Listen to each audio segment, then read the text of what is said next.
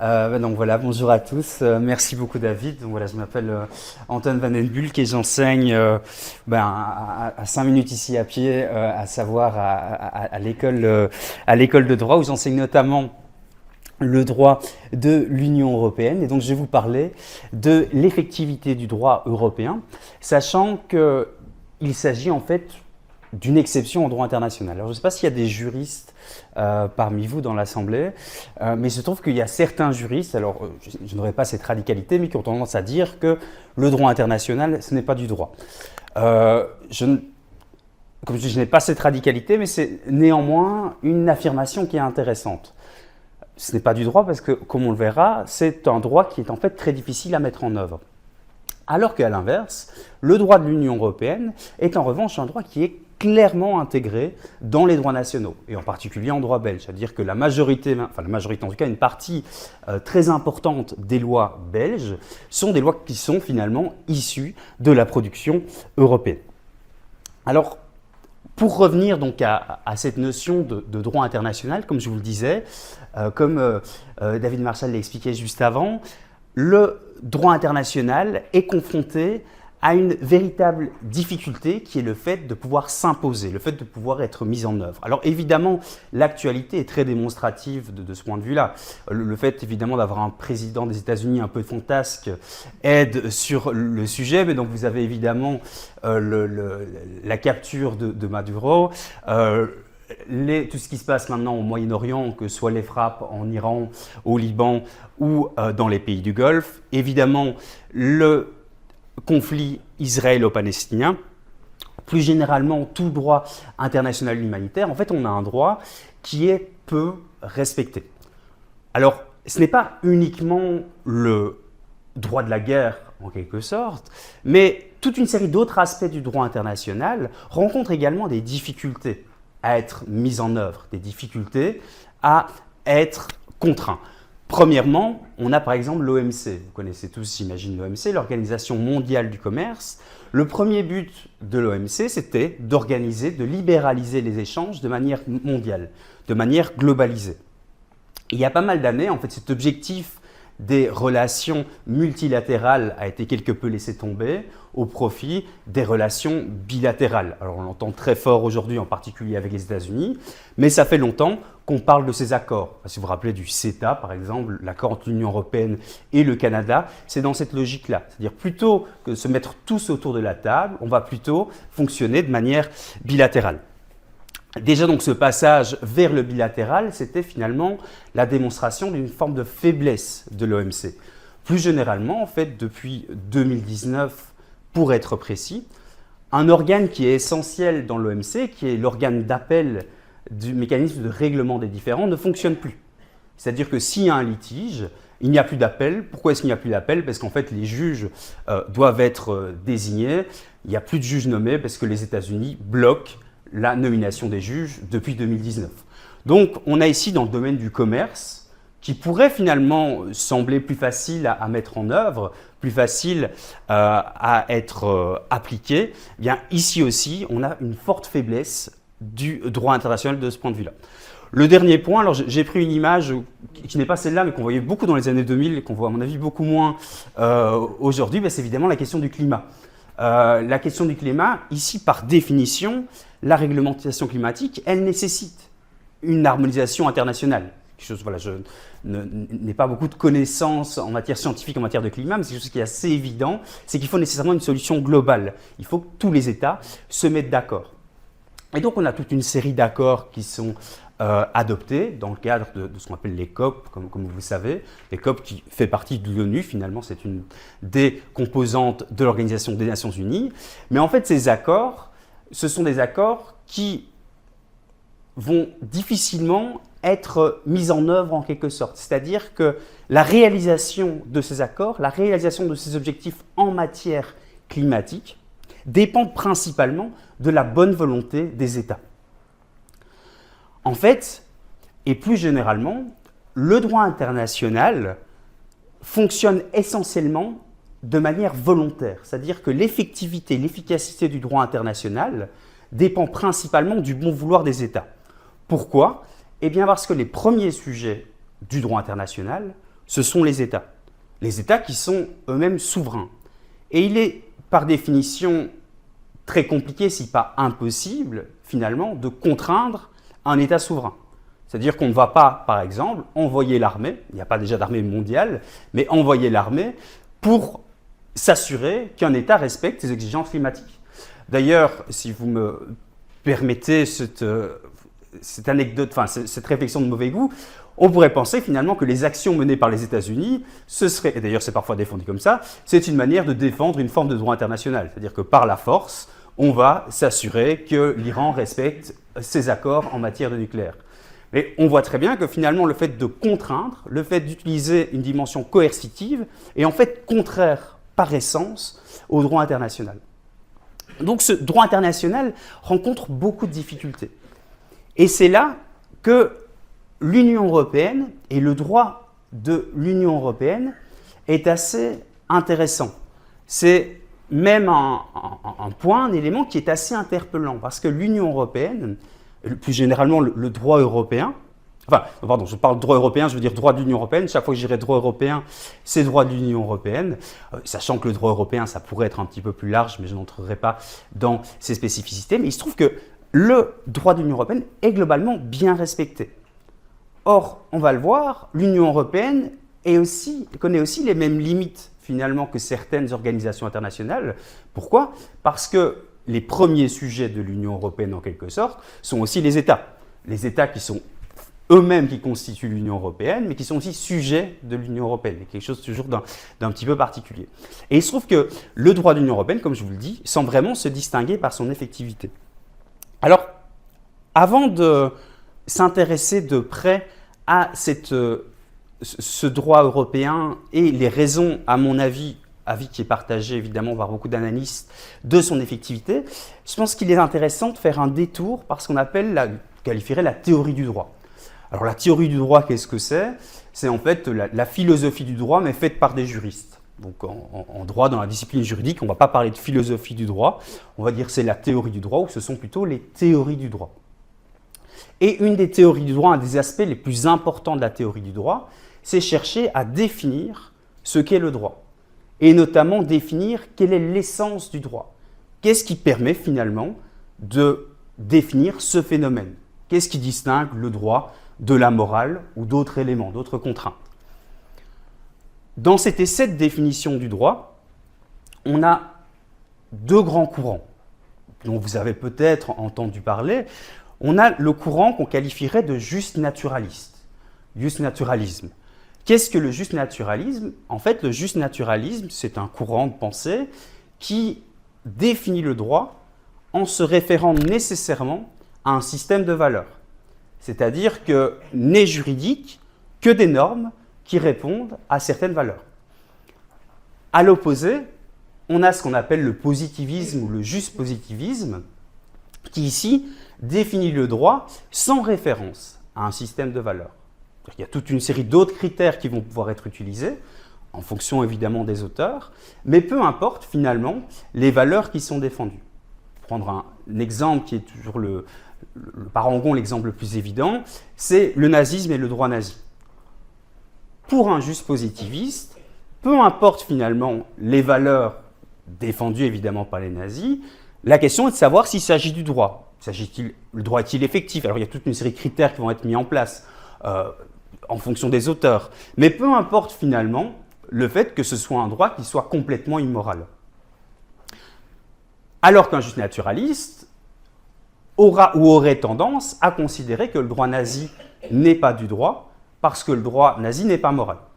Alors, on peut déjà faire une première nuance de ce point de vue-là, c'est que le juste naturaliste, tout dépend aussi du système de valeurs auquel il se rattache. De telle sorte que certains auteurs qui, à l'époque, s'étaient considérés, ou commentateurs s'étaient considérés comme juste naturalistes, vu qu'ils partageaient des valeurs peu défendables, telles que la supériorité de la race, le mot race évidemment n'a aucune existence scientifique, mais vous comprenez, puisqu'il s'agit évidemment des questions nazies. On a des justes naturalistes qui auraient pu considérer que le droit nazi était du droit en s'appuyant sur des valeurs qui sont tout à fait problématiques. A l'inverse, les justes positivistes, peu importe finalement la dimension abjecte ou non du système nazi. Et pour prendre un exemple significatif, un des théoriciens du droit les plus connus, c'est Hans Kelsen. Je ne sais pas si vous avez déjà entendu parler d'Hans Kelsen. Hans Kelsen, c'était un juste positiviste, c'était un Autrichien et c'était un Juif. Et donc Hans Kelsen a considéré que le droit nazi était du droit. Cela étant, ce n'est pas parce que le système nazi adopte des normes qui pourraient être qualifiées de juridiques que ce système ne peut pas être combattu. En fait, il va distinguer l'être, en quelque sorte, le droit, ce qu'est le droit, et le devoir-être moral, c'est-à-dire qu'est-ce que le droit devrait être. On peut définir ce qu'est le droit, alors que le droit ne respecte pas toute une série de questions morales. Et il suffit de le voir, alors là je vous avoue que je me positionne plutôt du côté du juste positivisme, c'est qu'en fait on a toute une série de systèmes juridiques, toute une série d'États qui sont clairement reconnus en tant qu'États, sans avoir évidemment la radicalité de l'État nazi, et qui ne respectent pas toute une série de valeurs morales. Par ailleurs, le plus gros problème du juste naturalisme, c'est le fait que la morale, elle est par définition relative. En tout cas, elle peut dépendre ou elle peut varier en fonction de différents systèmes sociaux. C'est pourquoi se fonder sur la morale pour définir le droit, c'est, à mon avis, problématique. Je reviens au juste positivisme. Dans le juste positivisme, et c'est cet élément-là qui est, à mon avis, intéressant pour cet exposé, un élément qui est très important dans la définition du droit, c'est l'effectivité. C'est-à-dire que quelque chose qui permet de définir l'existence du droit, l'existence d'un droit positif, c'est aussi le fait que ce droit soit en vigueur, pour utiliser une expression juridique, ou respecté, pour utiliser une expression qui relève plutôt de l'analyse sociologique ou statistique. Et donc ici, je reprenais deux grands théoriciens. Donc on a Hans Kelsen. Alors, je ne vais pas rentrer dans les détails. Il a beaucoup travaillé sur ce qu'on appelle la pyramide des normes. Et lui, une des raisons, un élément essentiel pour considérer qu'un système est juridique, c'est le fait qu'une norme soit habilitée par une autre. Mais il y a toujours cette question d'effectivité. On a un autre penseur, ici britannique, Herbert Hart, qui va s'intéresser aux normes primaires, aux normes secondaires, et ici encore, la notion du fait qu'un ordre juridique doit être effectif est essentielle pour la définition du droit. Un auteur particulièrement intéressant et belge qui plus est allé très loin dans la dimension juste positiviste. Cet auteur, donc, c'est Lucien François, et il considère que la menace de sanction, ou la pression par menace de sanction, est l'élément essentiel du droit. En quelque sorte, et il parle d'une analyse microscopique du droit, c'est-à-dire si on regarde le droit au microscope, si on va voir l'essence du droit, qu'est-ce qu'on retrouve en fait dans toute norme juridique? Eh bien, c'est cette possibilité de sanction, ou en tout cas, cette apparence de possibilité de sanction. C'est-à-dire que le destinataire d'une norme doit croire que s'il ne respecte pas cette norme, il pourrait potentiellement être sanctionné.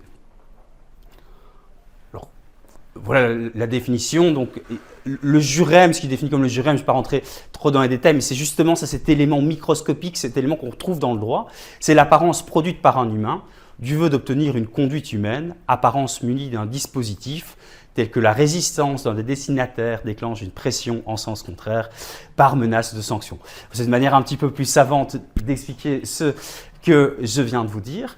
Et donc, cet auteur va pouvoir considérer, d'une part, que toute une série de mesures qui ne sont pas dans le champ de l'État s'apparentent à des éléments juridiques, et à l'inverse, toute une série de lois ou de réglementations qui ne seraient pas accompagnées d'un dispositif de sanction ne seraient pas du droit.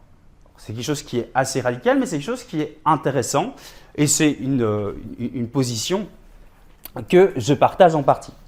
Et donc, évidemment, en appliquant cet élément de la définition du droit, et qu'on l'applique au droit international, on se rend compte que les mécanismes de pression sont très limités. Alors, ils existent, mais ils sont limités. Ils existent puisque, évidemment, on a des pressions diplomatiques ou autres. Il existe des cours de justice internationale, etc. On a des organes de règlement des différends, même s'ils ne fonctionnent plus dans le domaine de l'OMC. Mais donc, on a certains dispositifs de pression. Cela étant, en droit international, c'est quelque chose qui est très limité. Alors, vous me direz évidemment qu'en droit national, il arrive aussi que toute une série de normes ne soient pas respectées.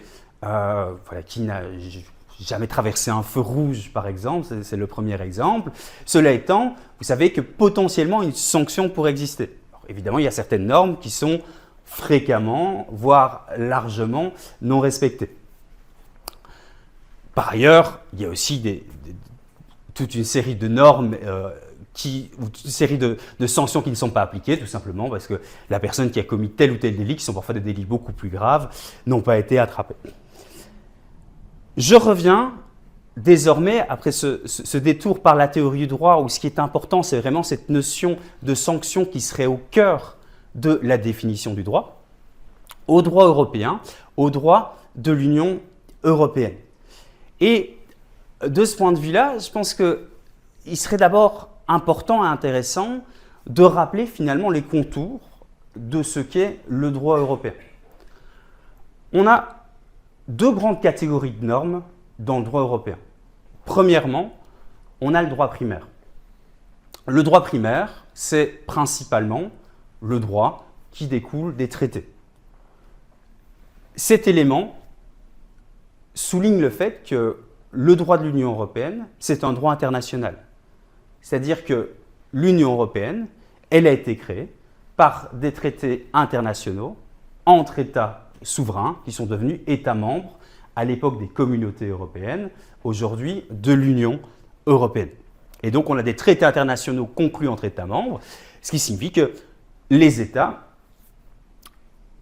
ne sont contraints que pour les éléments pour lesquels ils se sont engagés à être contraints, en quelque sorte. Nous n'avons pas cette possibilité, c'est-à-dire que nous naissons dans un ordre juridique et il est difficile de négocier les normes qui vont s'appliquer à nous. Les États, initialement, en ce compris en droit de l'Union européenne, ont clairement défini en quelque sorte le cadre général, les règles du jeu. Par ailleurs, alors la question n'était pas clarifiée dès le départ, mais désormais c'est évident avec le Brexit, il est possible qu'un État puisse sortir de l'Union européenne. C'est-à-dire que si un État n'est plus d'accord finalement avec le fonctionnement de l'organisation internationale, il peut sortir de cette organisation internationale et échapper aux règles et aux impositions qui en découlent. Alors, évidemment, je vous disais, il y a quand même toute une série d'influences, des pressions, etc. Puisque sortir de l'Union européenne, ça a un coût économique, etc. Ce n'est pas aussi évident, ce n'est pas un choix aussi clair, mais néanmoins, théoriquement et finalement concrètement, la possibilité existe. Donc, cette notion de droit primaire relève véritablement du droit international classique. Les États s'engagent et acceptent de respecter les conventions qu'ils ont signées. On a une dimension, finalement, on pourrait faire la comparaison avec la dimension contractuelle dans le domaine privé. Alors, on a trois grands traités, enfin, deux essentiellement en droit de l'Union européenne. On a le traité sur l'Union européenne, le traité sur le fonctionnement de l'Union européenne, et le traité Euratom, alors là qui est beaucoup plus accessoire, en tout cas qui sort finalement du droit européen classique, qui concerne tout ce qui touche à l'énergie atomique. Un deuxième élément la deuxième source de droit qui là va justement déjà commencer à distinguer fortement l'Union européenne des autres ordres juridiques internationaux, c'est qu'en droit européen, il existe ce qu'on appelle un droit dérivé. En droit primaire, en anglais, on va parler de secondary legislation, donc droit secondaire. Le droit dérivé, qu'est-ce que c'est? Eh bien, ce sont toutes les législations qui sont adoptées par les institutions européennes. C'est-à-dire que les États ont conclu des traités internationaux. Ces États ont mis en place des institutions européennes, ont précisé quelles étaient les compétences de l'Union européenne. Et troisièmement, ont mis en place des procédures qui permettent d'adopter des actes juridiques. Donc je répète, parce que c'était peut-être rapide, le droit primaire, les traités, mettent en place des institutions qui vont pouvoir adopter, en suivant certaines procédures, des actes qui relèvent de compétences attribuées à l'Union européenne. Ce qui fait qu'une partie importante du droit européen ne provient pas directement du droit primaire, mais provient finalement de cette production normative des institutions. Production normative qui est très importante. Alors j'avais noté, alors le chiffre est un petit peu biaisé, mais l'année dernière, par exemple, il y avait 351 actes législatifs qui ont été adoptés et 175 actes modificatifs. Alors je dis un peu biaisé parce qu'il y en a beaucoup qui sont des décisions. Je ne vais pas rentrer dans le détail, mais on avait par exemple 27 nouveaux règlements et seulement 4-5 directives, donc qui sont vraiment les principaux éléments. Mais cela étant, on a vraiment une production normative qui est importante. Alors, juste je parle de règlements et de directives, je pense que c'est toujours intéressant de rappeler ça. La directive, qu'est-ce que c'est? C'est un acte législatif qui doit être transposé par les États membres. C'est-à-dire que les États ont une certaine marge de manœuvre. Par exemple, en matière de consommation, le droit de la protection des consommateurs, c'est essentiellement réglé par directive et les États ont, alors, en vérité, une faible marge de manœuvre, mais ils ont une certaine marge de manœuvre pour transposer la directive.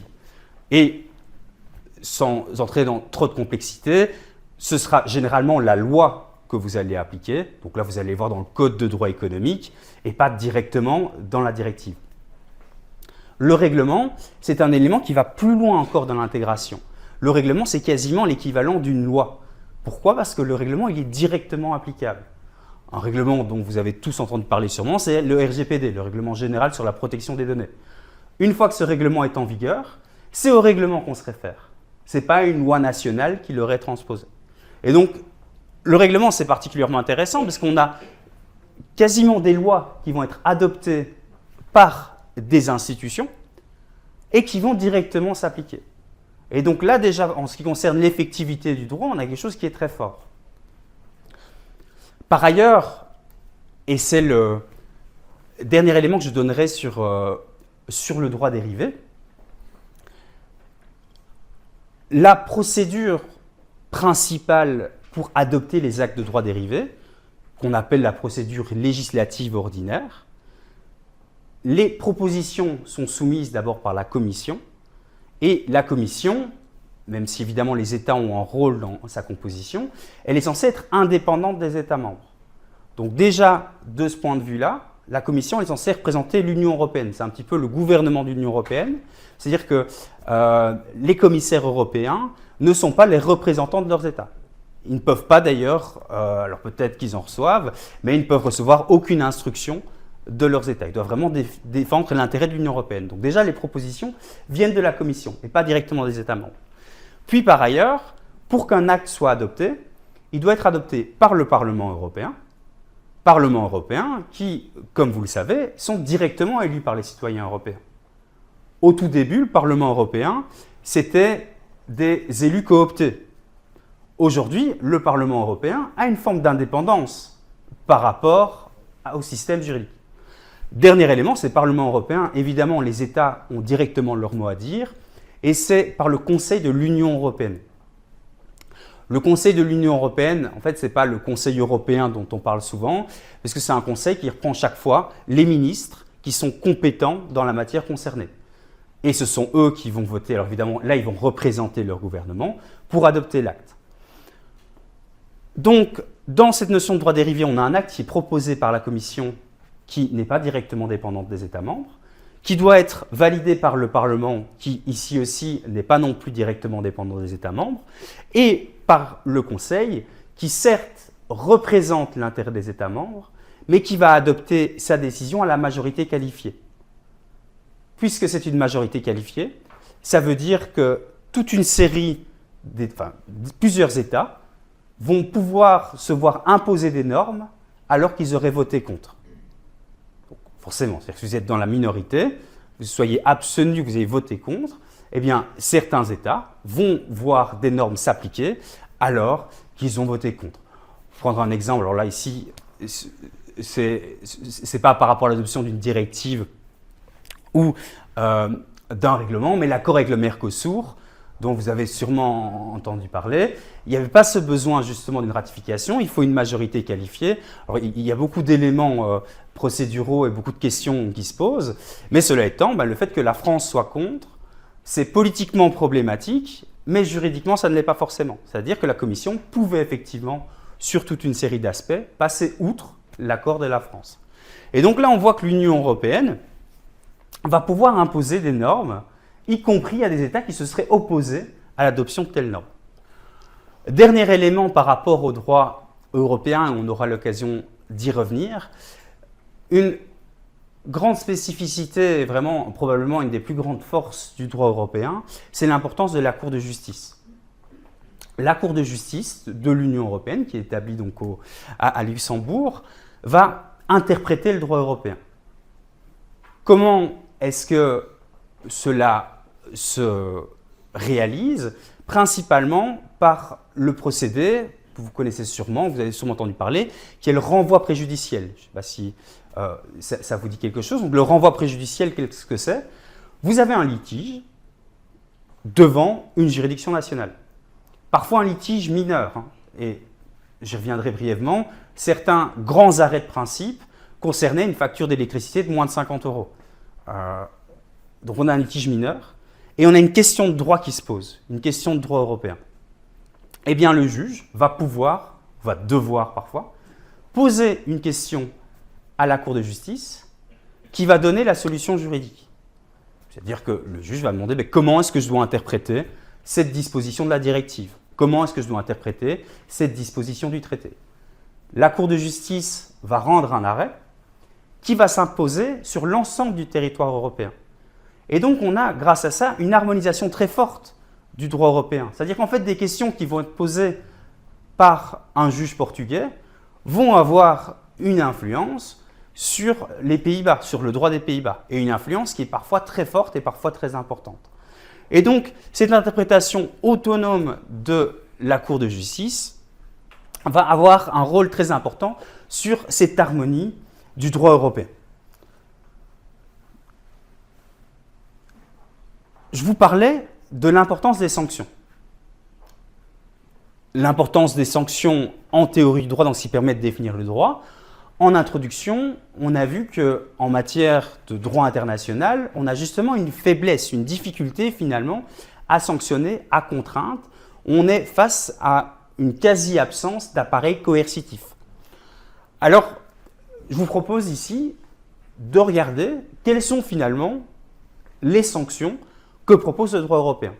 Et il se trouve que le droit européen propose une certaine palette de sanctions pour s'assurer du respect de son droit sur son territoire. Le premier élément, c'est ce qu'on appelle le recours en manquement. C'est-à-dire que si un État ne respecte pas le droit européen, eh bien, la Commission va pouvoir poursuivre cet État devant la Cour de justice. Alors, la Commission, comme je vous le disais, a justement cette fonction indépendante. Elle va aussi jouer le rôle de la gardienne des traités. C'est elle qui va s'assurer que les États respectent le droit européen. Alors, théoriquement, les États membres peuvent aussi introduire des recours en manquement. Généralement, ils ne vont pas le faire pour des questions diplomatiques. Ils vont préférer d'ailleurs souffler, alors là peut-être à leur commissaire, une telle ou telle infraction à la Commission et s'arranger pour que ce soit la Commission qui s'en occupe. Mais donc, généralement, un État ne va pas directement introduire un recours en manquement, sauf si justement il y a une volonté d'affirmer le conflit. Par exemple, en matière d'éolien maritime, il y a parfois des questions, des problèmes entre différents États, et donc un État va dire, voilà, moi je vais introduire un recours en manquement, ça permet vraiment de confirmer ma volonté de m'opposer à tel projet. Mais donc on a la Commission qui va introduire un recours en manquement. Alors, ici aussi, quand on se plonge un petit peu dans les traités, on voit qu'il est question de droit international, qu'il est question d'États souverains en tant que sujet d'obligation juridique. Pourquoi? Parce que d'abord, il y a une phase précontentieuse. D'abord, il faut passer par la négociation. On a premièrement un avis qui est donné. Et puis, dans l'hypothèse où la commission qui donne un avis et cet avis ne serait pas respecté, eh bien dans ce cas-là, la commission va pouvoir introduire véritablement un recours devant la Cour de justice. C'est ce qu'on appelle le recours en manquement. Ici encore, au niveau du recours en manquement, si la Cour considère qu'il y a un manquement, ça veut juste dire en fait que le droit européen n'a pas été respecté. Ça peut être un manquement positif, ça peut aussi être une abstention, par exemple une directive, comme je disais, qui n'aurait pas été transposée, etc. C'est vraiment une notion très large. Eh bien, la Cour de justice va pouvoir constater un manquement. Elle a constaté le manquement, mais à ce stade, il n'est toujours pas possible d'avoir une sanction. Donc on voit encore qu'il y a presque, comment dire, il y a une vraie prise en compte de la souveraineté des États, et la notion de sanction n'arrive que dans un troisième cas, dans une troisième hypothèse, dans une troisième phase, pardon, pas troisième hypothèse, troisième phase, c'est le cas où, après ce recours en manquement, l'État ne s'est toujours pas conformé à ses obligations, et donc la Commission va à nouveau poursuivre l'État membre pour que la Cour déclare ce qu'on appelle un manquement sur manquement. C'est-à-dire que vous aviez été déclaré, alors je dirais le mot coupable qui n'est évidemment pas pertinent, mais vous n'avez pas respecté vos obligations. Vous aviez un premier arrêt qui a été rendu, vous y êtes pas conformé et donc vous allez pouvoir être sanctionné, soit par une amende, soit par une astreinte, soit les deux. Et comme je vous disais, si vous allez voir dans les textes, vous ne verrez pas le terme amende. On va parler de somme forfaitaire. Ici encore, ce sont des éléments qui sont voulus, c'est des questions politiques. On va aménager la sensibilité en quelque sorte des États membres.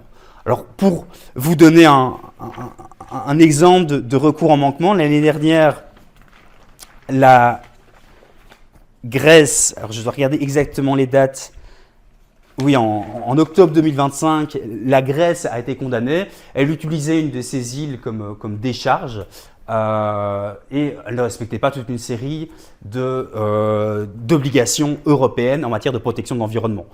Et en fait, on a un second recours en manquement en 2025, alors que le recours en manquement était de 2014. Donc le constat du manquement, c'est 2014, et c'est 11 ans plus tard qu'on a une sanction. Alors la sanction n'est même pas négligeable puisque c'était plus de 5 millions d'euros. Après, 5 millions d'euros pour un État, ce n'est pas non plus énorme en quelque sorte, même si tous les États et la Grèce évidemment cherchent l'argent là où ils peuvent. Mais donc, on voit que ces recours en manquement, pour arriver à cette notion de sanction, il faut vraiment que ça prenne beaucoup de temps. Tout va être mis en place pour que les États se soumettent eux-mêmes, pour que, ici encore, le volontarisme soit présent. Par ailleurs, et j'y reviendrai, une fois que la sanction est déclarée, reste aussi la difficulté qui va consister à chercher à obtenir l'argent dans l'hypothèse où l'État ne voudrait pas payer. Parce que si l'État ne veut pas payer la sanction, on verra, mais ça c'est un autre problème et ce sera à mon avis le problème fondamental.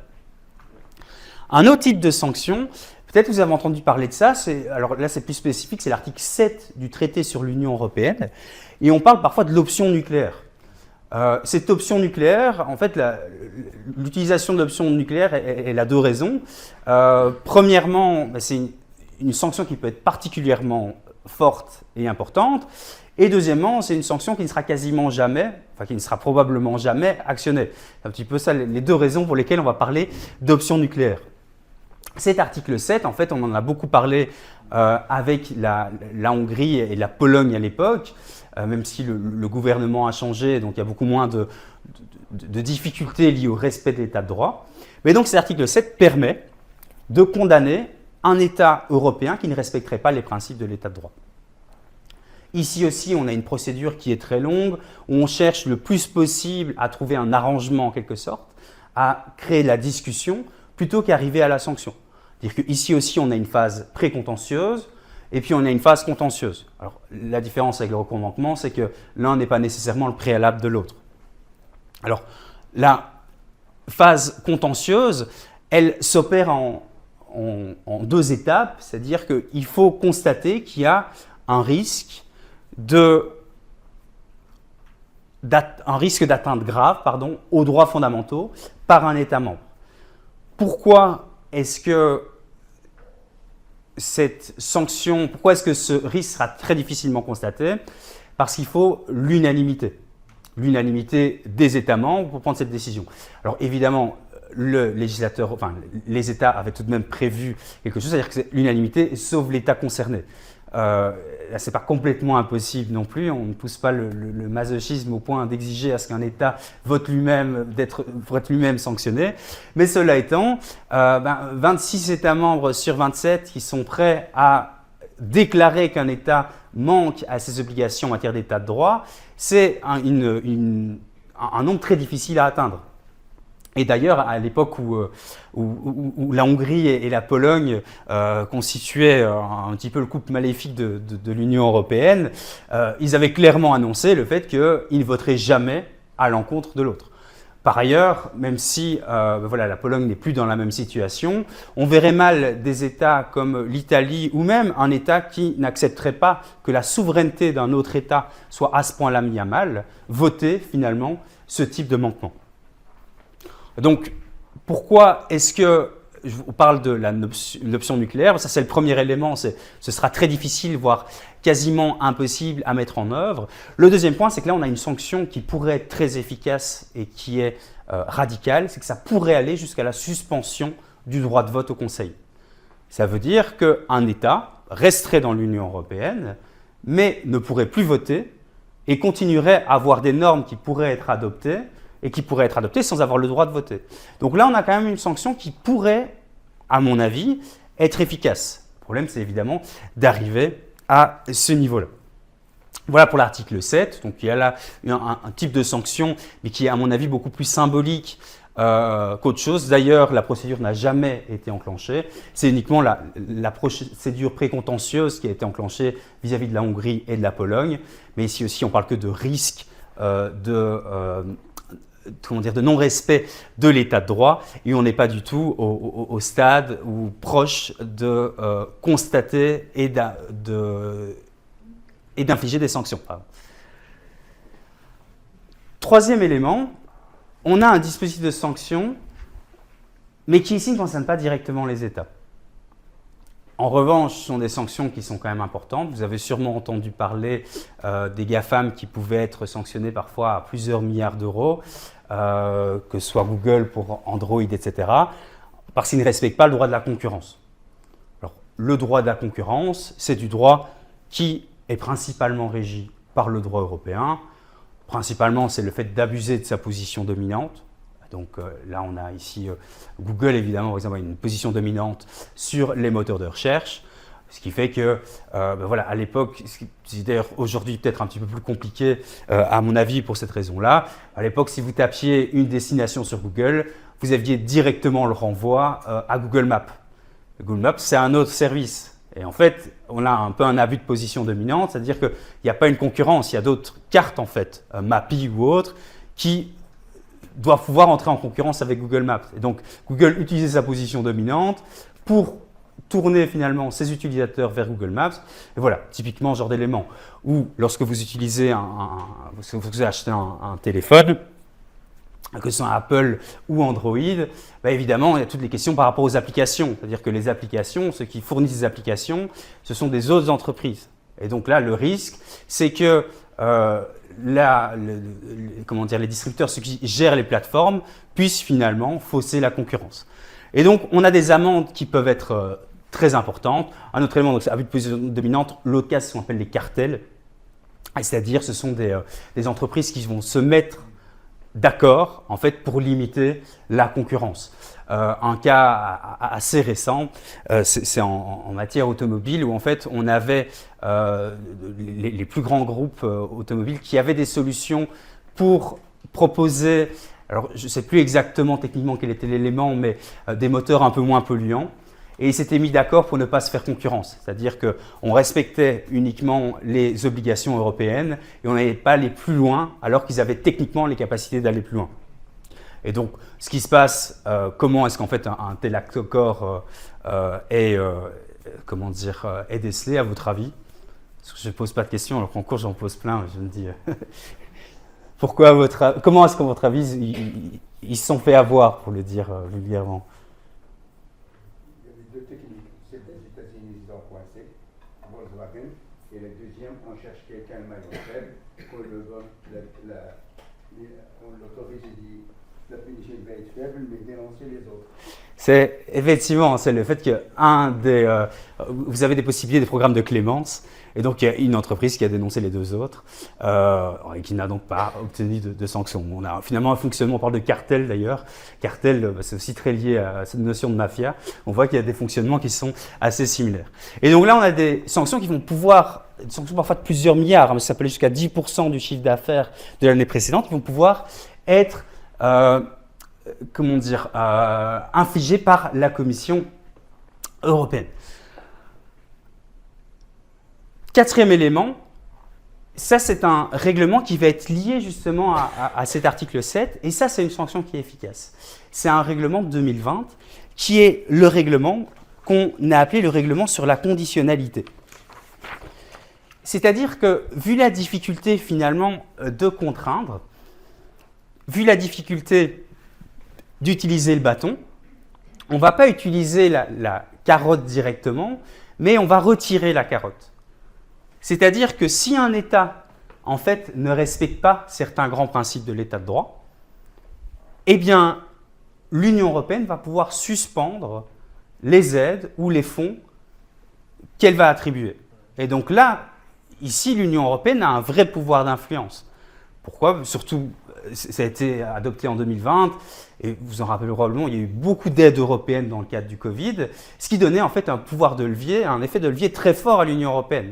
Alors ici, ce n'est pas attribué, c'est pas infliger une amende, c'est-à-dire que c'est des subventions qui devaient être accordées ou des fonds qui devaient être accordés. Mais on va dire, écoutez, je ne vais pas vous les accorder, je vais utiliser effectivement cet outil de la bourse, donc la carotte, mais ici l'absence de carotte, pour vous contraindre. Et donc ça, c'est un règlement qui est très spécifique sur certains aspects, mais qui est très efficace. Un dernier élément, c'est la responsabilité extra-contractuelle des États membres. Alors ça, c'est une théorie qui a été développée par la Cour de justice, c'est-à-dire que si, en raison du comportement d'un État, vous avez subi un dommage, imaginons par exemple que l'État n'ait pas transposé une directive ou n'ait pas respecté telle ou telle obligation européenne, justement en matière d'environnement ou autre, et que vous avez subi un dommage, eh bien vous allez pouvoir invoquer la responsabilité de l'État membre devant les juridictions nationales. Ce qui est intéressant, c'est que ce dispositif est utile, mais, et je vais y revenir parce que c'est ça l'essence, c'est qu'en fait il dépend des juges nationaux. J'y reviendrai, mais c'est ça qui va en fait véritablement rendre le droit européen efficace, c'est l'adhésion des juges nationaux. Pourquoi? Parce que ici je viens de vous parler toute une série de sanctions, mais qu'en est-il en fait véritablement de cette mise en œuvre de la sanction? Je prenais le cas du feu rouge, une autre infraction que tout le monde a déjà fait au moins une fois dans sa vie, c'est faire un excès de vitesse. Une zone 30 pas vue, par exemple, même si vous êtes très respectueux, enfin dès lors que vous conduisez. Si vous ne conduisez pas, effectivement, si vous n'avez jamais conduit de votre vie, il est possible que vous n'ayez jamais commis cet élément. Mais donc, Oui, pardon. Ah oui, tout à fait, mais par rapport à celle-là en particulier. Et donc, si vous allez recevoir une contravention, vous ne payez pas une contravention, vous allez pouvoir être poursuivi en justice, vous allez probablement être condamné à une amende. Si vous ne payez pas, à un moment donné, ça va être un huissier qui va venir chez vous, puis si vous n'ouvrez pas au huissier, ça va être la force qui va venir. C'est-à-dire qu'en dernière instance, et là on arrive à cette pression par menace de sanction, c'est la dimension carrément fait violente de l'État. C'est par cette violence en dernière instance, d'ailleurs la définition de l'État généralement qu'on donne, c'est le monopole de la violence sur un territoire et une population déterminée. Le monopole de la violence, c'est aussi le fait de pouvoir parfois l'utiliser. L'Union européenne en tant que telle, elle n'a pas cette capacité de violence. C'est-à-dire qu'il n'existe pas de police européenne. Il n'existe pas non plus d'armée européenne. Mais si voilà, on parlait du fait de remettre l'armée dans la rue, c'est à nouveau pour protéger les sites sensibles liés à la religion juive. Et donc ici, on va réutiliser l'armée, mais ici, l'Union européenne, on n'a pas cette force européenne autonome. Alors vous avez peut-être entendu parler, par exemple, depuis c'est 2020 ou 2021, mais il y a un parquet européen qui a été mis en place, mais ce parquet européen il vise à coordonner les enquêtes. Il n'y a pas une police européenne qui va véritablement mettre en œuvre. En fait, à chaque fois, l'Union européenne dépend des États membres pour mettre en œuvre ces éléments. Un autre exemple, l'Office européen de la lutte antifraude, donc le LAF, ici aussi, il y a toute une série de contrôles qui vont être opérés, mais ici aussi, pour s'assurer finalement du contrôle en dernière instance, ils vont devoir dépendre des États. Alors pourquoi est-ce que je donne cet exemple de l'OLAF en particulier? C'est une anecdote personnelle que je trouvais amusante. Donc je connais quelqu'un qui travaille là-bas, et donc il a tout de même un uniforme. Et c'est vrai que voilà, c'est une anecdote, je ne sais pas si ça mérite, mais je vais quand même la raconter. C'est un peu un éteignoir, et il se trouve que ses voisins faisaient un peu trop de bruit, et il s'est dit je vais aller sonner avec mon uniforme pour créer une dimension symbolique. Ce qu'il l'a fait, effectivement, ses voisins sont tués, mais il a uniquement un uniforme, il n'a pas d'armes, il n'a pas de possibilité de pouvoir contraindre quoi que ce soit, il y a quelque chose de purement symbolique. Donc on a ici une agence qui a une dimension, et quand même l'uniforme, mais on s'arrête à l'uniforme.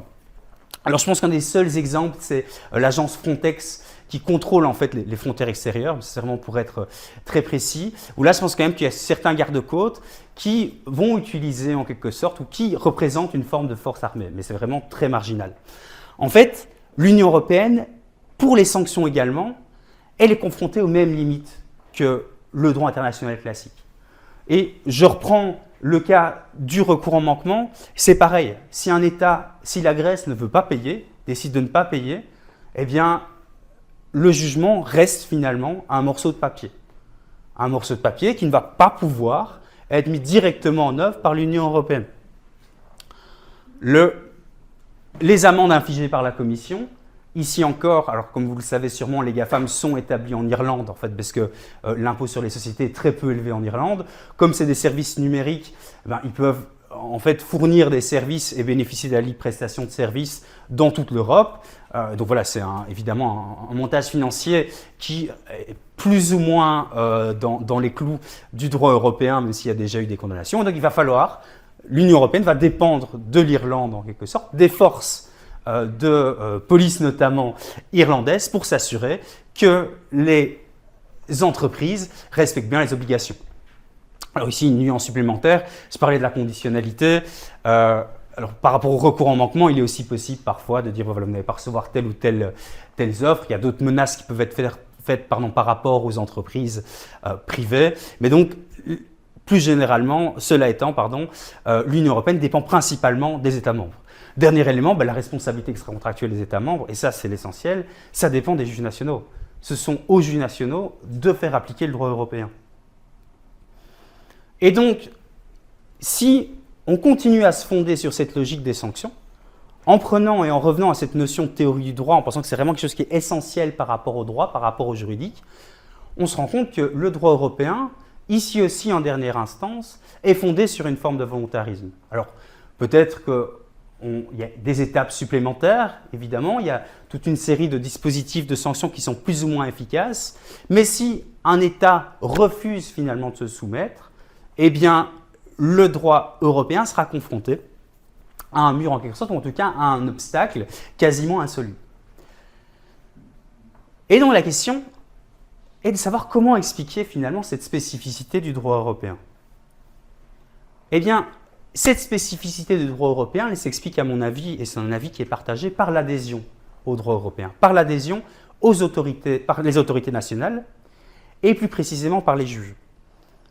C'est-à-dire que le droit européen, si c'est un droit qui est si efficace, si c'est un droit qui est si présent dans notre vie de tous les jours, que vous en soyez conscient ou non, c'est parce qu'il y a une très très forte adhésion des juges nationaux au droit européen. Les juges nationaux vont faire appliquer le droit européen.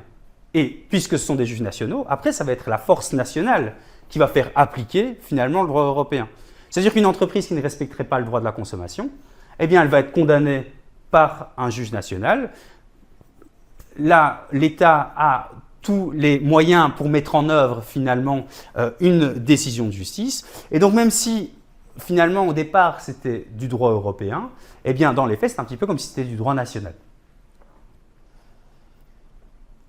Je reviendrai évidemment sur ce point. Cette adhésion, elle doit, à mon avis, être vue dans deux optiques. Et ça, je pense que c'est quelque chose qui est toujours important quand on fait du droit européen, c'est de voir la perspective européenne d'une part, la perspective de l'Union européenne, la perspective de la Cour de justice, et aussi la perspective nationale. Parce que ce ne sont pas toujours exactement les mêmes perspectives, toujours les mêmes visions. Et on a, je qualifie, alors ce n'est pas le terme qu'on utilise le plus, mais qu'on peut parfois lire dans la littérature, moi je le trouve intéressant, un peu un triptyque en droit européen avec trois arrêts. Trois arrêts qui sont essentiels, qui sont d'ailleurs assez anciens et au début finalement de la construction européenne.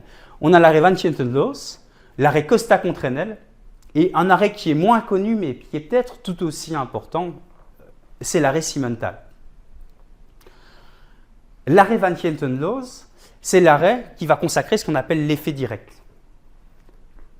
L'effet direct, qu'est-ce que c'est? C'est l'idée que le droit européen a un effet direct. Alors là, je vais me dire, je ne fais que répéter, c'est une tautologie.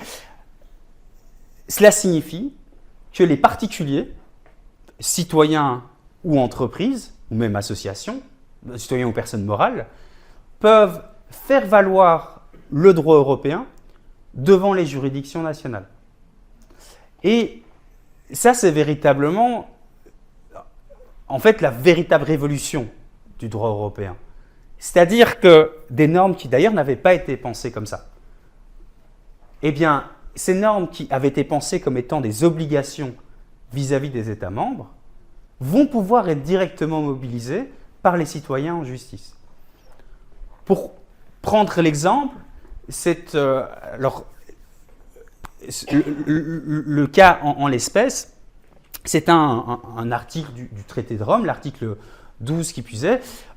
Comme vous le savez probablement, les communautés européennes, le marché intérieur, au départ le marché commun, est une construction progressive.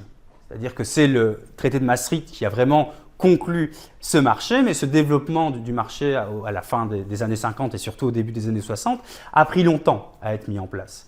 Et l'objectif de ce marché intérieur était progressif.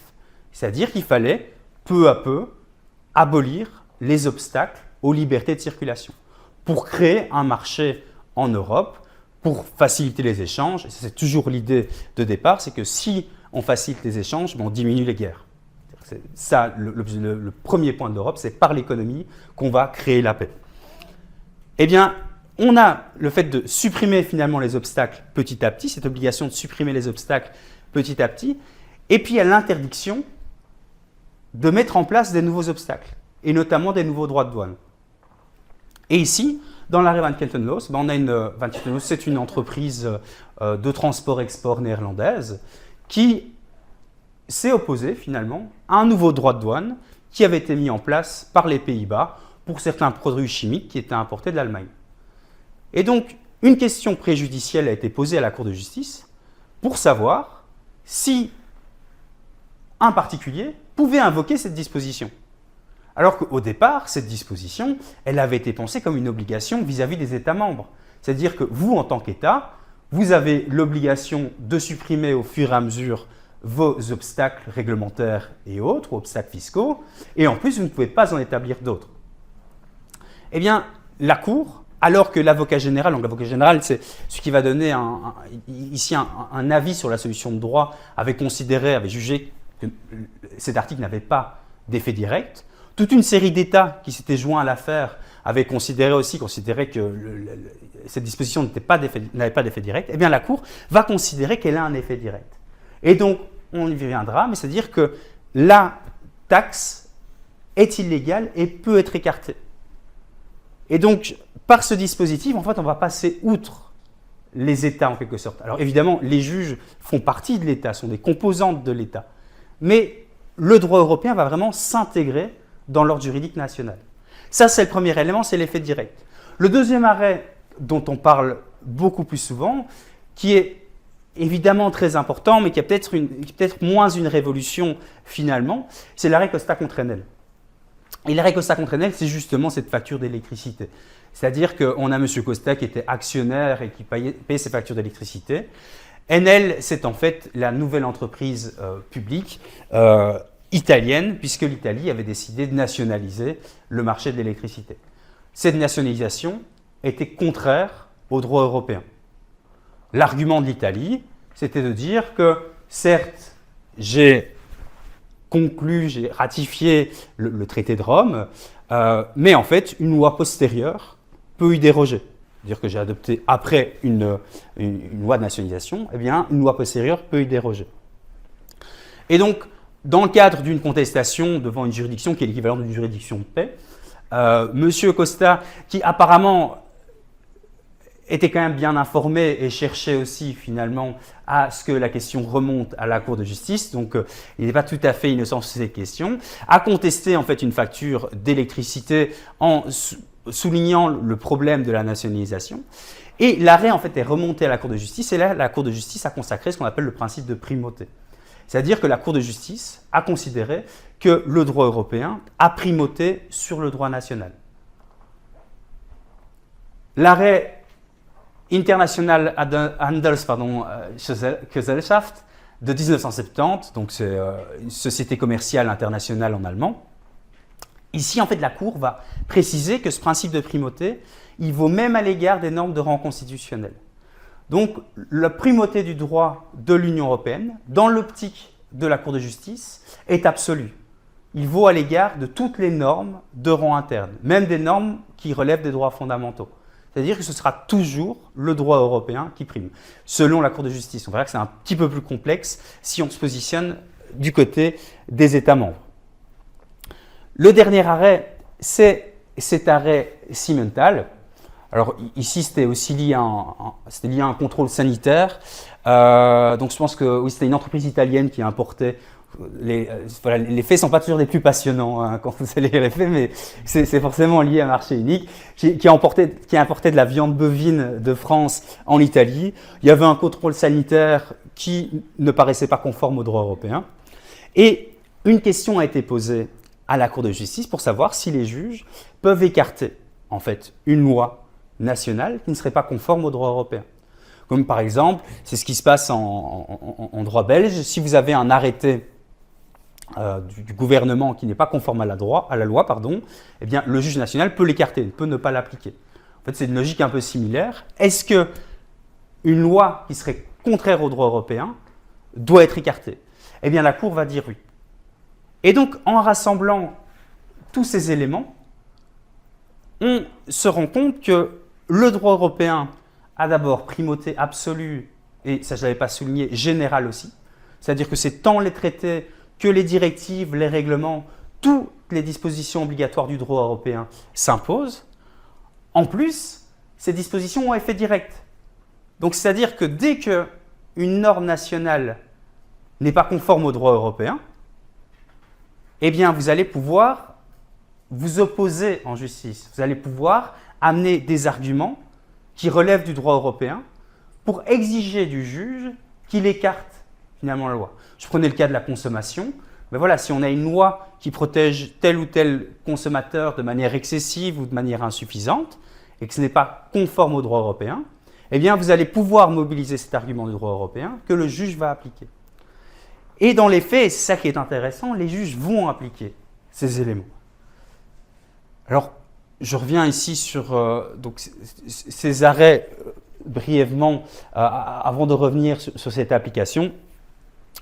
Je vais peut-être pas lire avec vous ce que je veux pas prendre ça, comment dire, ça ne doit pas être trop long. C'est quand même un langage qui est quand même assez intéressant, assez performatif aussi, assez discutable à mon avis, parce qu'en fait ce sont des décisions qui sont…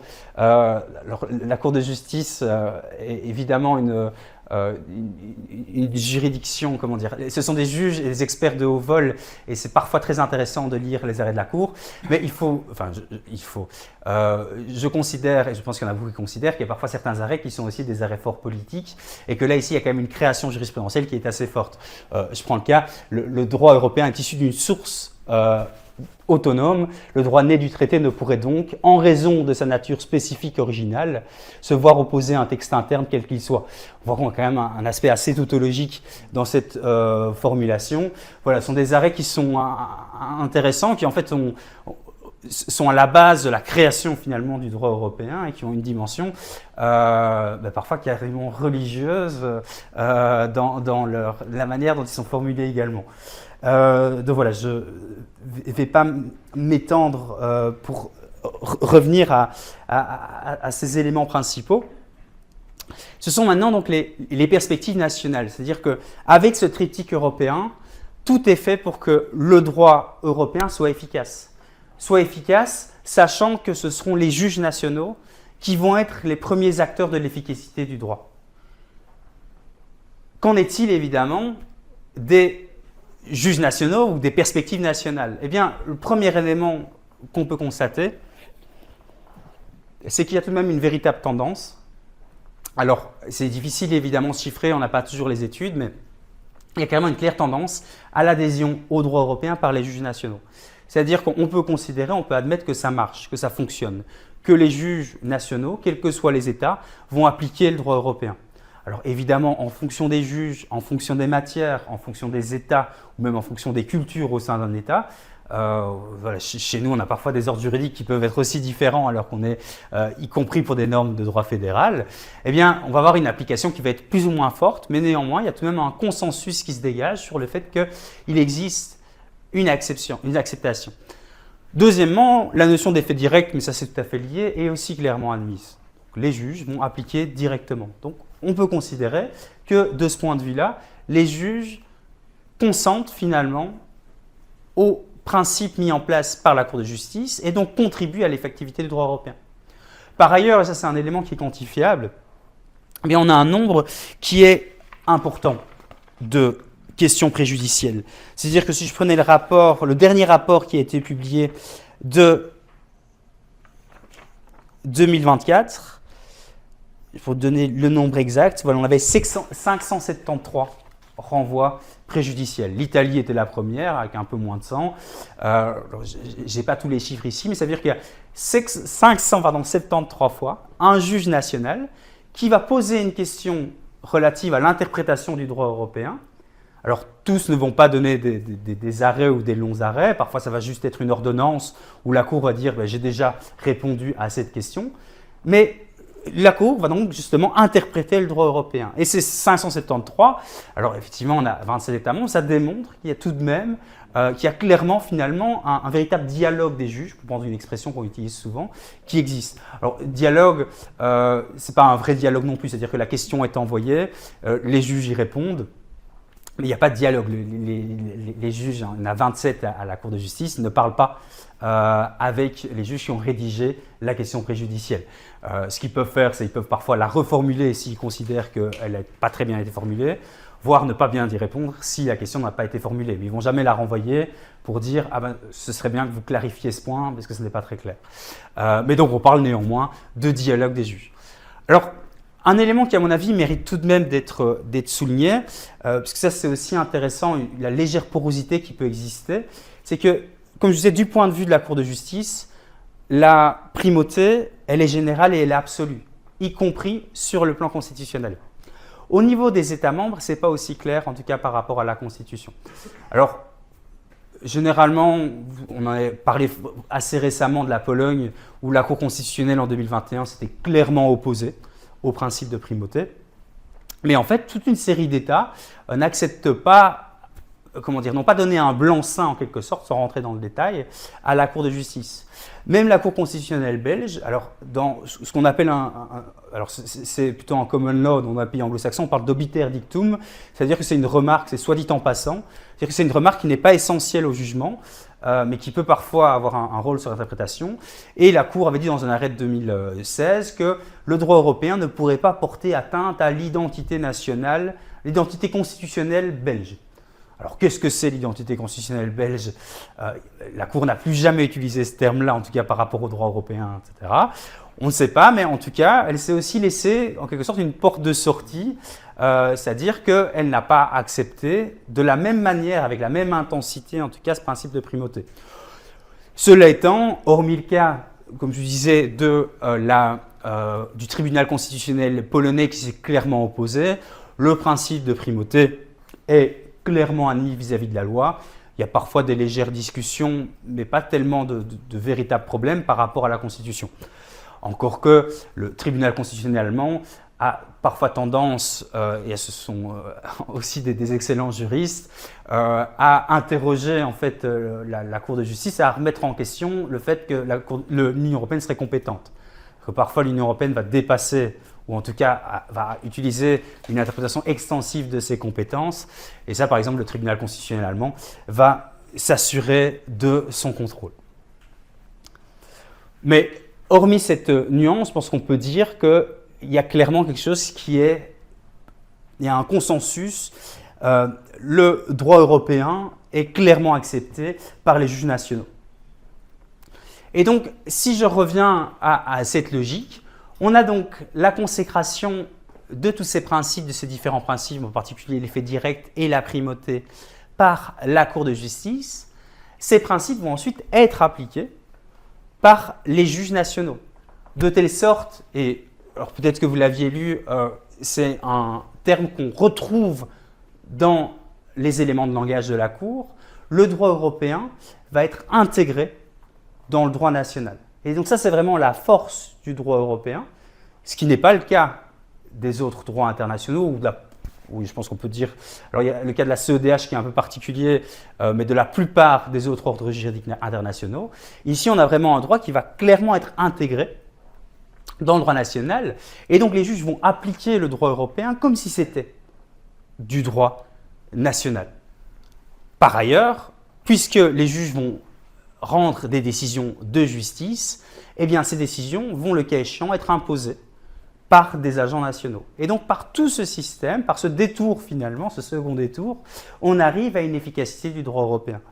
Ce qui avait par exemple amené à dire, alors c'était pas par écrit, mais c'est dans le cadre d'une conférence, et donc je l'ai noté, le président de la Cour de justice, à savoir Koen Lenaerts, qui avait prononcé cette phrase « Le droit européen est du droit national ». C'est quelque chose qui peut être discutable à certains aspects, mais il y a une part de vérité là-dedans. C'est-à-dire que le droit européen est devenu du droit national. Et ce qui est d'ailleurs intéressant, c'est que certains européanistes n'ont pas l'impression de faire, européanistes, donc les spécialistes du droit européen, n'ont parfois pas l'impression de faire du droit international. D'ailleurs, dans les facultés de droit, quand on parle de droit international, maintenant on va distinguer le droit international et le droit européen. Le droit européen reste du droit international, je pense que c'est important de le rappeler, mais est devenu finalement un objet un peu sui generis, une forme d'ovni qui est à cheval finalement entre le droit international, mais aussi grâce à tous ces dispositifs, une forme de droit national. Et donc, pour conclure, il y a 3 expressions qui permettent de définir l'Union européenne. Premièrement, et ça c'est vraiment le propre du droit international classique, c'est le fait que l'Union européenne, c'est une union d'États. Ce sont des États qui ont décidé de se mettre d'accord pour adopter des règles en commun, pour abolir des obstacles, etc., et qui vont se contraindre. Le deuxième élément, plus manifeste depuis le traité de Maastricht, c'est le fait que l'Union européenne est aussi tout de même une union de citoyens. D'ailleurs, en partie lié avec ce qu'on vient de voir, mais le fait que vous puissiez directement élire, nous puissions directement élire les membres du Parlement européen est un élément manifeste. Évidemment, l'effet direct, c'est-à-dire que le droit européen va directement représenter des obligations et des contraintes pour vous, mais va également représenter des droits. Ça va rentrer dans votre patrimoine juridique. Donc, le droit de l'Union européenne ne vise pas directement les États, mais vise aussi directement les citoyens. Et par ailleurs, donc, il y a toute une série d'autres droits liés à la citoyenneté européenne, c'est-à-dire que dès lors que vous avez la nationalité d'un État membre, vous avez aussi la citoyenneté européenne qui s'ajoute, mais qui ne remplace pas, en fait, cette citoyenneté. Et le troisième élément, c'est une expression qui est un petit peu floue, qui est l'idée d'union de droit. Je pense que c'est une expression qui est tout à fait polysémique, mais qui par rapport à cette présentation, est particulièrement intéressante parce que cette notion d'union de droit, c'est à mon avis la clé d'efficacité du système. C'est-à-dire que le droit de l'Union européenne ne s'impose pas de la même manière finalement qu'un État classique, qu'un droit interne, pour prendre une notion d'européanisme, ne repose pas directement sur son propre dispositif de sanctions, mais va reposer sur le dispositif des sanctions des États membres.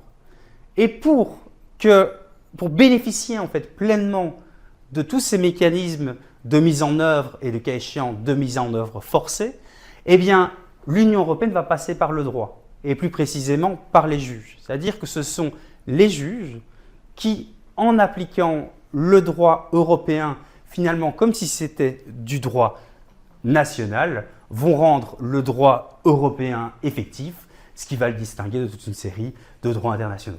Voilà, je vous remercie pour votre attention. Je suis disponible pour réfléchir.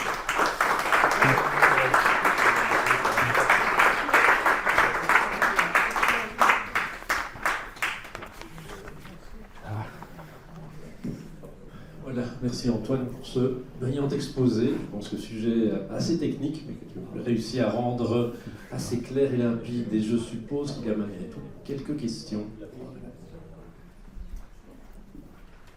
Juste deux questions d'éclaircissement. Contre les décisions de la Cour de justice, il y a un droit de recours ? Non. Non. Vous voulez dire contre... Non. Pour aller contre une décision. Donc, il n'y a pas de droit de recours. Et deuxième question, Attends, je vais juste... Alors, pour être tout à fait précis, la Cour de justice est composée d'une Cour de justice et d'un tribunal. Avant, on parlait du tribunal de première instance. Et, par exemple, pour des cas un petit peu particuliers, comme justement les amendes infligées par la Commission, dans ce cas-là, la Commission agit en tant qu'autorité administrative. Donc, il y a un recours qui est possible devant le tribunal et puis un recours qui est possible devant la Cour de justice. Voyez. Mais par exemple, toutes les questions préjudicielles, etc., là, c'est comme la Cour constitutionnelle, finalement, ou la Cour de cassation. La Cour dit le droit, finalement. D'accord. Là... Deuxième question, vous avez évoqué les GAFAM. Je me suis toujours demandé si finalement ils ont payé quelque chose.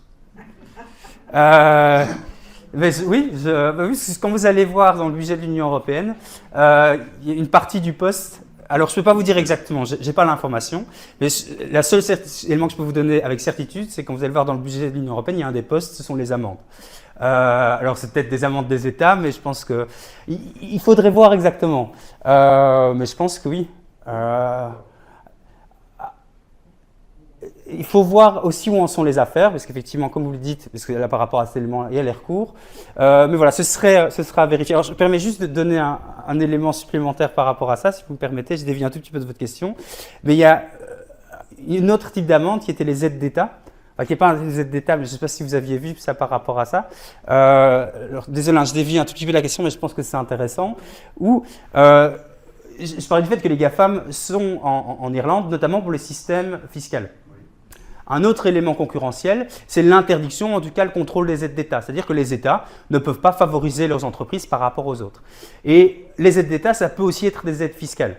C'est-à-dire, une aide fiscale, on parlait de perte fiscale finalement pour l'État, c'est-à-dire qu'il va avantager certaines entreprises. Ces aides d'État, certaines d'entre elles, ont pu être considérées comme étant contraires au droit européen. Et là, c'est quelque chose qui était justement assez amusant par rapport aux sanctions. C'est qu'en fait, on avait ces États qui devaient être remboursés à l'Irlande et l'Irlande qui faisait appel, en quelque sorte, parce qu'elle ne voulait pas être remboursée. C'est-à-dire qu'elle, alors c'était des milliards, mais son calcul, évidemment, étant que mon système fiscal est efficace, donc en fait, j'ai toute une série d'entreprises qui viennent travailler chez moi et mes retours en termes économiques sont plus importants que le fait de réobtenir cette rentrée directement. Voilà, après, je ne peux pas vous dire, il faudrait vérifier pour les amendes s'il y a cet élément. Ouais, monsieur. Pour la GAFAM, une société d'informatique qui sont installées en Irlande, Ouais. il y a double jeu. Il y a le traité de non-imposition double entre les États-Unis et l'Irlande, Ouais. qui bénéficie pour eux. Et deuxième des choses, c'est un paradis fiscal. C'est un paradis fiscal pour ces sociétés. Mmh. Donc, admettons une société comme d'informatique, il fait construire un GSM en Chine. Il paye $100. Il importe en Irlande et rajoute le taux de douane. Il le vend aux États-Unis $1000. Bonjour la différence. Donc l'Union européenne, il ne peut jamais attaquer un pays comme l'Irlande. Et deuxième des choses, les États-Unis, c'est le chef supérieur. Alors, le seul élément, c'est par rapport au téléphone. Je pense que, alors je ne connais pas la logistique des GAFA, mais je pense qu'il sera directement importé, à mon avis, aux États-Unis, parce que ça permettra d'éviter en fait, de payer 2 fois des droits de douane. Donc, l'Irlande, là, n'aura pas son mot à dire. C'est-à-dire que, en fait, c'est juste le siège, c'est la succursale, la filiale, pardon, des GAFAM qui va être établie en Irlande pour bénéficier du marché européen. Mais ici, c'est plutôt des services numériques, c'est pas par rapport c'est pas par rapport à l'importation de GSM, c'est-à-dire que Google va directement importer ses GSM de Chine vers les États-Unis. Non, je dis tout simplement que j'ai pris le GSM comme ouais. exemple. Il touche l'Union européenne, et en même temps, il bénéficie de l'avantage américain. Donc, le point de vue de taxation, il est faible, la double imposition, il est strictement interdite entre l'Irlande et les États-Unis. Mais il bénéficie de tout le droit européen.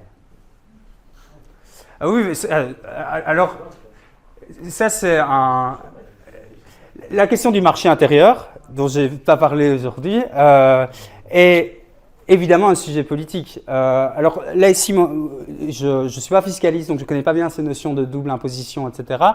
Par contre, la certitude, effectivement, c'est que l'Union européenne s'est constituée sur un marché. Alors, un élément qui est quand même intéressant, c'est que la logique était qu'à la sortie de la guerre, l'idée était, comme je l'ai dit très rapidement, était le fait que la meilleure manière de pacifier l'Europe, c'est de multiplier les échanges. Puisque dès lors que vous multipliez les échanges avec des nations qui étaient autrefois vos ennemis, des nations qui étaient autrefois belligérantes, vous ne pouvez plus entrer en guerre. Parce que vous ne pouvez plus entrer en guerre parce qu'il n'y a plus d'intérêt. D'ailleurs, au départ, la première communauté européenne, c'est la communauté économique du charbon et de l'acier, qui sont en plus matériaux. L'acier était énormément utilisé dans le matériel militaire pour la construction de chars ou autre, et en plus, le charbon, c'était l'énergie à l'époque. Donc, on a directement cette idée d'imbriquer finalement ces éléments. Et donc, on a un projet qui est humaniste, mais qui est fondé effectivement sur une question économique. Après, c'est évident, c'est la création d'un marché, amène la suppression des frontières, amène une concurrence qui est parfois une concurrence fiscale, une concurrence sociale à certains égards, etc. Et c'est une des principales critiques dont l'Europe a fait l'objet, qui est à mon avis une critique qui est tout à fait légitime. Alors évidemment, tout va dépendre de votre position politique, c'est-à-dire que soit vous êtes plutôt libéral et donc vous pensez que ces éléments de marché libre sont plutôt positifs, soit à l'inverse, vous allez plutôt vous positionner sur une vision plus socialiste et en acceptant ce libre marché, chercher plus de protection. Voilà, ici, c'est des questions qui sont beaucoup plus fondamentales sur la notion européenne, mais qui détachent de l'effectivité. Ma deuxième question, ouais. L'Union européenne, il vote des lois organiques. Ces lois organiques s'imposent pour toutes sur les lois nationales. Ouais. C'est-à-dire une nation, elle ne peut jamais lutter contre la loi organique. Et d'ailleurs, la présidente de la Commission, quand elle impose quelque chose, il faut que la nation, comme la Hongrie, ne sait pas lutter contre ça.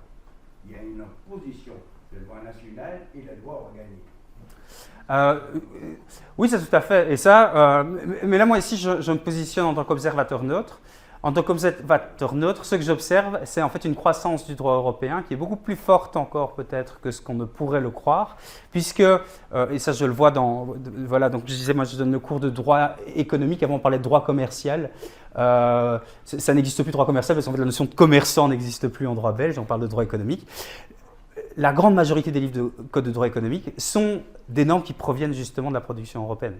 Donc ça c'est un fait effectivement, c'est-à-dire qu'on a une influence du droit européen qui est très forte, et justement cette notion de primauté, cette question d'effet direct, amène le fait que l'extension du droit européen est à mon avis croissante.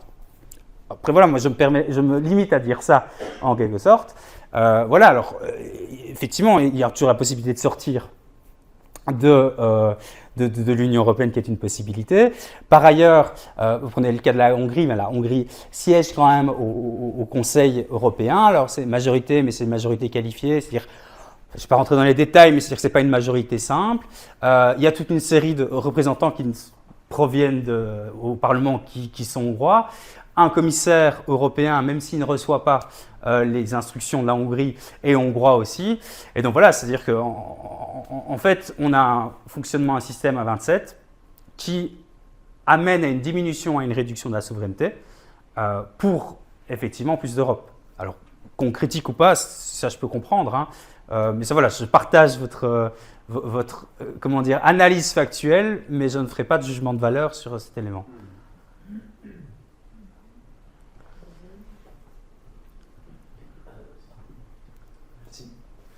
Question, dans votre exposé, vous avez parlé de droits dérivés,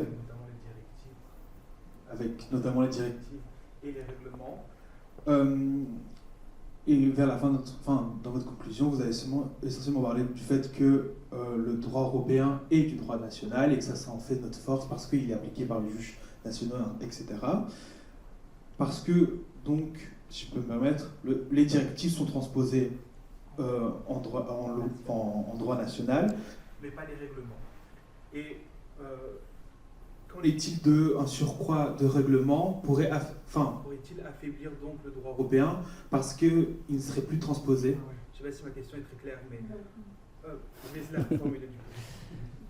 Nous avons les directives et les règlements. Les directives sont transposées en droit national et vu que le droit national est directement appliqué par les juges nationaux, et ce qui en fait la force de l'Union européenne et du droit de l'Union européenne, les règlements ont un effet direct, c'est-à-dire qu'ils sont directement applicables et ne sont pas transposés pour pouvoir produire un effet juridique. Et l'augmentation des règlements affaiblirait-il l'effectivité du droit européen parce qu'il n'y aura plus une transposition et de fait, ce ne serait plus du droit national mais du droit de l'Union européenne tel qu'on se l'imagine clairement ou pas. Je pense notamment au pacte migratoire qui va rentrer en vigueur dans quelques mois, qui reprend un ensemble de règlements, justement, qui de base étaient des directives. Alors, en fait, c'est l'inverse.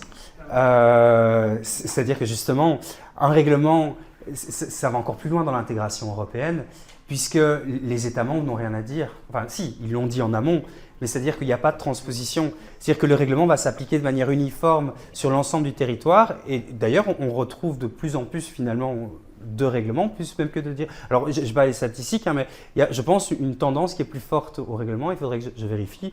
Pour prendre un cas, alors je ne suis pas du tout un spécialiste du droit des données, loin de là, mais le RGPD, par exemple, au départ, il existait des directives par rapport à ça.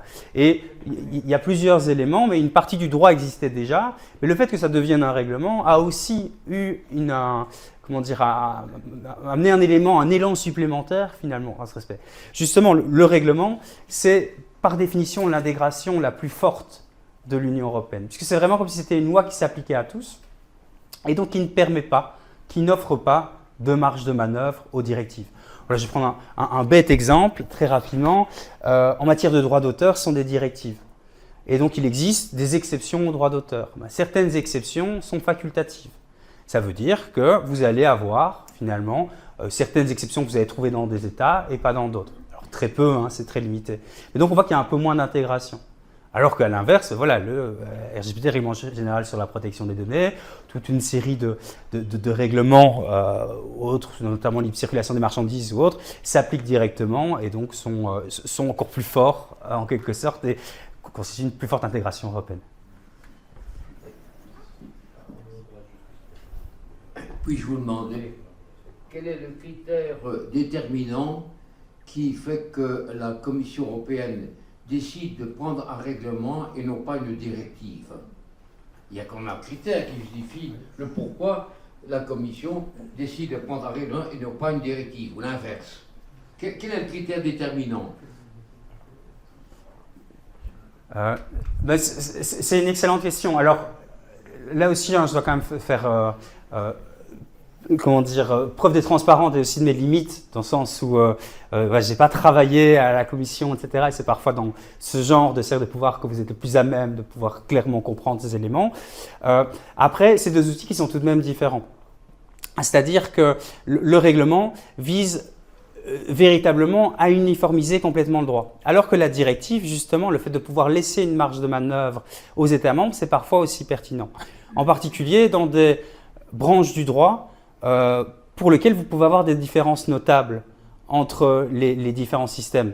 Et d'ailleurs, la directive était au départ l'instrument privilégié, parce que c'est vraiment l'équilibre, en quelque sorte, entre une intégration européenne qui est forte et le fait de garder finalement une spécificité nationale. C'est l'unité dans la diversité, pour prendre le slogan. Et donc, je dirais que ce serait vraiment principalement ça, ce critère. Le premier critère, c'est de savoir s'il y a une volonté politique et le fait évidemment que tous les États qui aient une majorité pour adopter un règlement, une volonté d'uniformiser complètement les règles sur la question. C'est notamment lié des règles sur les marchés. Souvent, on va harmoniser le marché européen dans son ensemble. On va plutôt adopter un règlement. Et les directives, c'est quand on veut harmoniser le droit tout en gardant une certaine spécificité nationale. Et à 27, vous avez évidemment des spécificités nationales. Je ne sais pas si j'étais clair. La Commission européenne a un monopole exclusif de proposition. Les États n'ont pas à intervenir.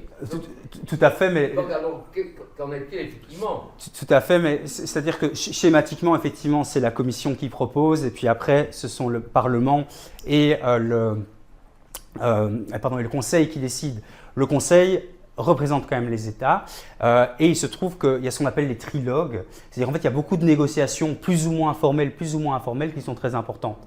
Ce qui fait d'ailleurs que la majorité en fait des propositions de la Commission sont adoptées en première ou en deuxième lecture. Donc sans rentrer trop dans les détails, en fait on a, oui j'ai plus de batterie, désolé, je suis trop long.